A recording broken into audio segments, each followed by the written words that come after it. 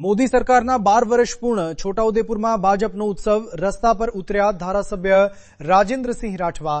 છોટાઉદેપુરમાં મોદી સરકારના 12 વર્ષ પૂર્ણ થતા ભવ્ય ઉજવણી કરવામાં આવી।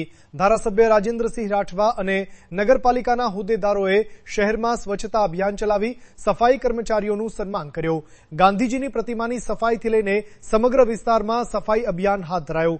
બીજી તરફ ફતેપુરા ખાતે 25 લાખ રૂપિયાના ખર્ચે બનેલા માઇક્રો ફિલ્ટર ક્લોરિનેશન પ્લાન્ટનું લોકાર્પણ પણ કરવામાં આવ્યું।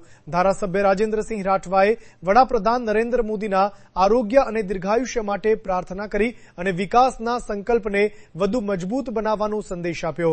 એક તરફ સ્વચ્છતા, બીજી તરફ વિકાસ અને ત્રીજી તરફ ઉજવણી। છોટાઉદેપુરમાં મોદી સરકારના 12 વર્ષનું જશ્ન। રિપોર્ટિંગ નટવરભાઈ પરમાર, પ્રકોપ ન્યૂઝ, છોટાઉદેપુર।